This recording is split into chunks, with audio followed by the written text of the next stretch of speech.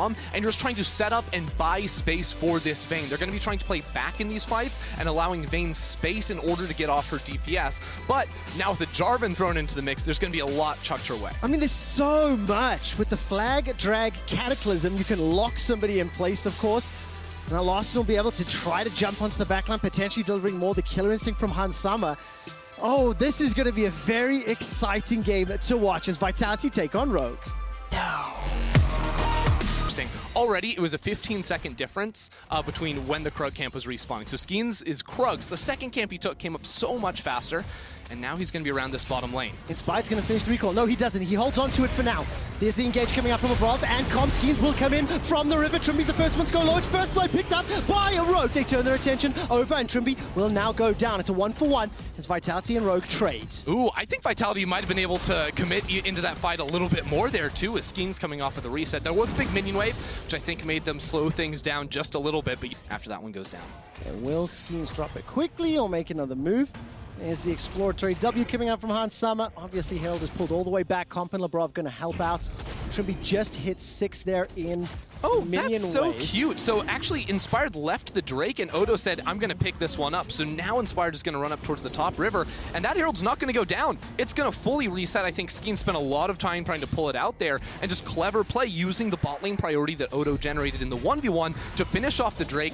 Yeah, it's cool play there, because I think most teams would just commit and say, hey, you know what? Top side of the map, that's where their jungler is. We can just go ahead and take that even trade. Larssen almost lets the blue reset.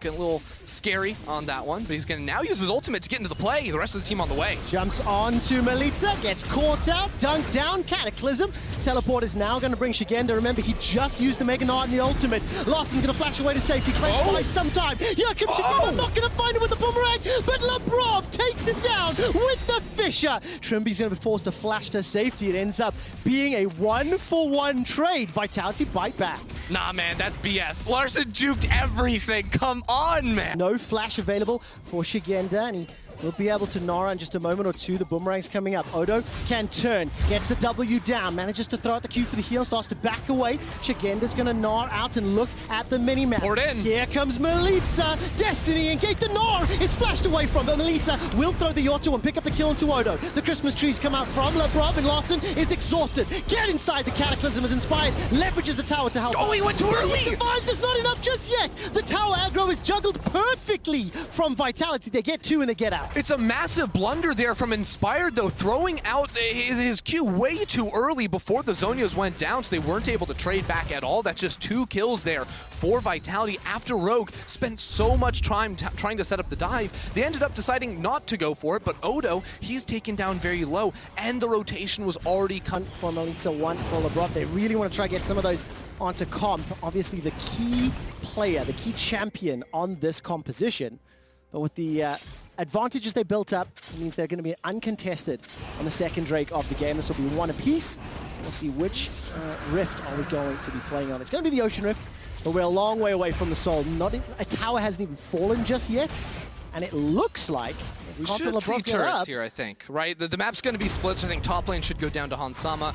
Comp should be able to finalize the last hits on that bot side. Turret's going to get that solo as well, so it's a race. Who can do it first? AD carry versus AD carry. Going to be Comp, and it's going to, of course, be turret first blood secured there. And now Vitality, they're actually exciting me. When I came into today, looking at this game, looking at how Rogue have been playing over the last few days, over the last few games, rather, I just expected them to stomp. That's why. Okay, Trevor, we get it. They picked Udyr. You like the champion. I freaking love. Earlier on, now Rogue playing very well with the Fog Forth. This is a classic play from them, right around that wall. Labrov not ready for it. Oh, he is not. There's the Cataclysm goes down, locks in Labrov. Hansama comes in with the ultimate, but there's not enough damage just yet. Vitality on the turn. Melita's come in with the Destiny Gold card, but he's blown up. Flashes away, does not survive. Trimby goes forward with a Magnet Storm, holds the Vitality in place, but the damage is not there to follow up just yet. Shigenda forced to flash away, and nobody from Rogue can chase him down because they've got their attention on the numbers. Labrov with the Unbreakable is broken. And Rogue, they managed to smash that fight. Classic Rogue playing right around the corner of vision there. Labrov not expecting it. And the only unfortunate thing for Rogue is that there's no Baron they can turn to. They're just going to... Inside the jungle there. Not the best place to be. And obviously, they were the ones that were initiated on and caught out. Skeens is going to run forward. He's got the Phoenix starting to burn down. Larson forced to flash. This is actually going to rocket pack forward. Gets caught inside that Cataclysm. Here comes Odo1. Finishes the teleport. He's inside the Cataclysm. They will get themselves their 5th kill of the game. A 2,500 gold lead. And Rogue feel like they've been activated. Yeah, there's not a lot of ways to get out of Cataclysm for this Vitality team comp, right?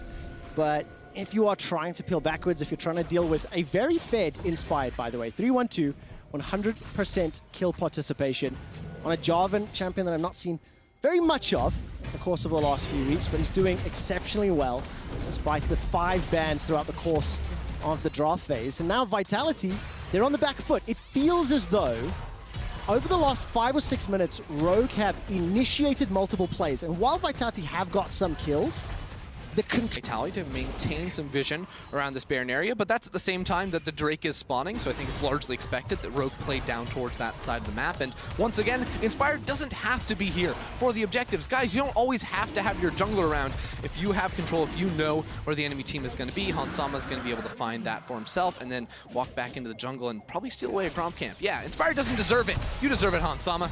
It's just a great demonstration of the level of coordination that Rogue are... See, if that was solo, remove a lot of these wards that Vitality are very persistent with around this Baron still. And those side lanes are going to be terrifying for Vitality because Shigenda's currently down, what's that, 55 CS to Odo on the Renekton, who's very comfortable, 2 items completed already. And of course, Melitza has to deal potentially with Larson. The mid turret just abandoned. Rogue will peek their eyes in with their mini wave and knock it over without any threat whatsoever because we're full in the vision game. Like both of them playing to at least clear out and try to control the area.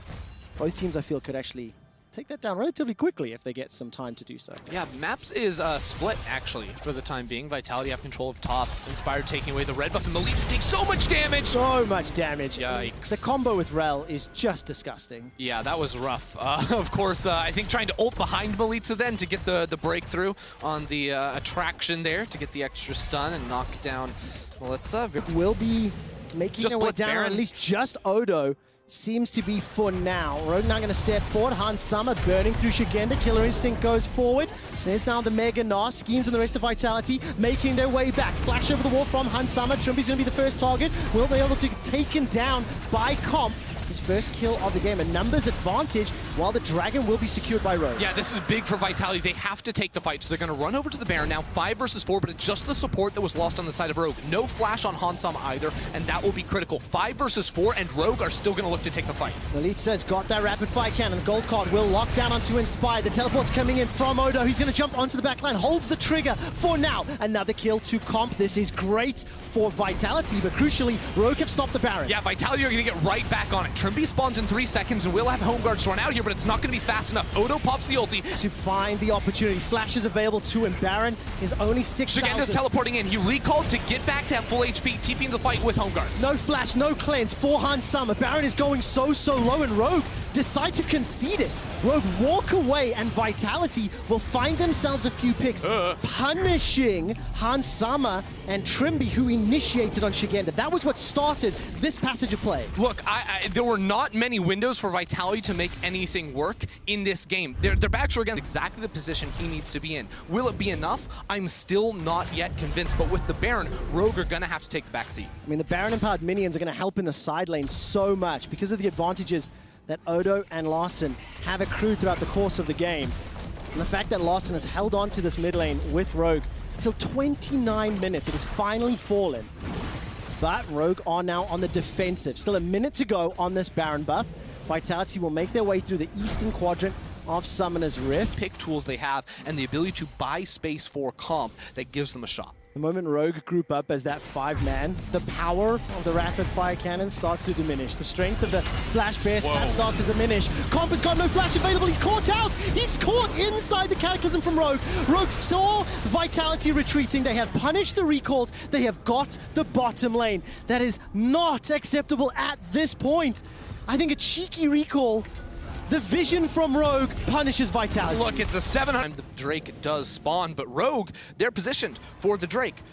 Skeens is topside. That's just a free Ocean Soul, and now it was already losing for Vitality. Now I don't know what you do. Uncontested Ocean Soul here for Rogue. And just heartbreaking. Vitality, they were able to find the picks to punish Rogue's engage in the mid lane that set up the Baron.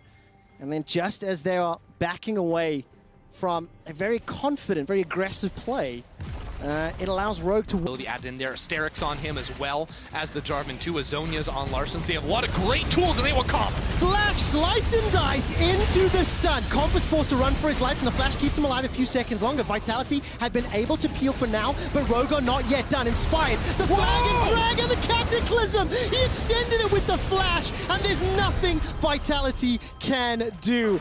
That was exquisite from Odoamne, and then Inspired and finished up by the rest of Rogue. Yeah, big one. Inspired knew he had to kill the Vayne. He spotted her, and now they're going to win the game off that huge team fight victory. The Baron hasn't even spawned just yet. They're just going to run down mid lane and see how much they can get. Man, that initiation, the Flash E from Odo's Renekton, managing to find Comp. All credit to Comp, he was able to put some distance, but the Vitality team composition was not able then to peel enough. So the inhibitor will fall. Skeens buying some time. He's distracting Rogue for just a few seconds. And with 10 seconds for Comp, 20 seconds for Shigenda, Rogue will get the inhib, get the supers, and now peel back for that Baron. Yeah, and there's not much Vitality can do here.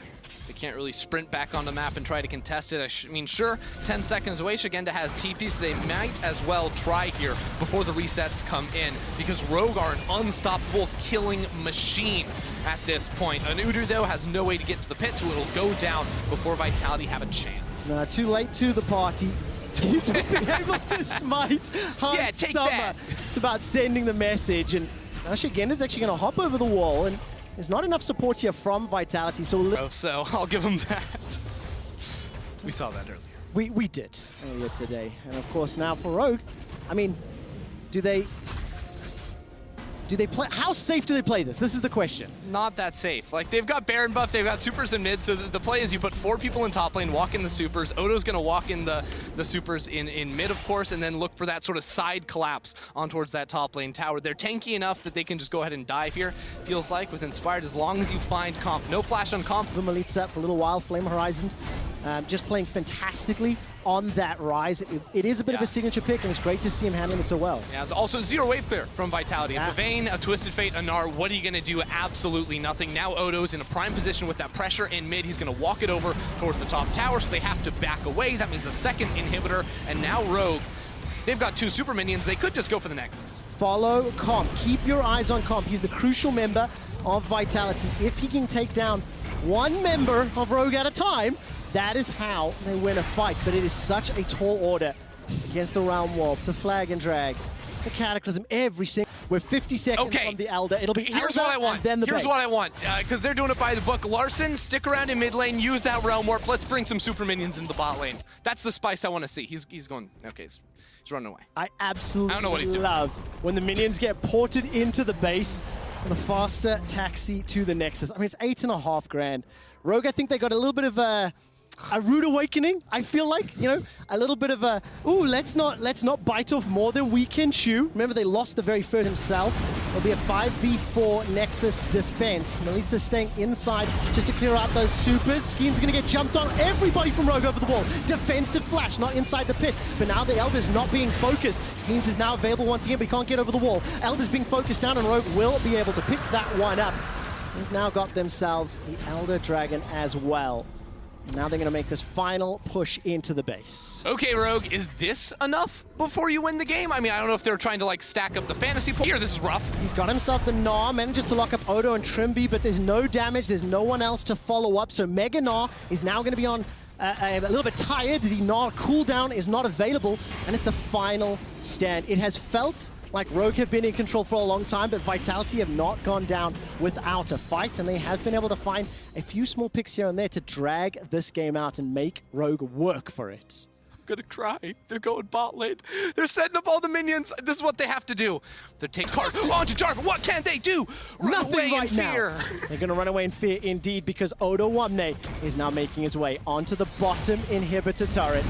And Rogue are just looking for the target. It's time. It's a lot of damage onto Odo. Inspired's going to go in. Great Cataclysm into the Magnet. Infinite Storm. That sets it up for Hansama and Larson to bring it home. Shigenda and Melitza run away for their lives. The Realm Warp will try to chase down Melitza. He's running from the towers, and the rest of Rogue will turn onto the Nexus. It was a end in style, but it took a long time to get there. Rogue fancy themselves a Fountain Dive. Are they going to go for this one?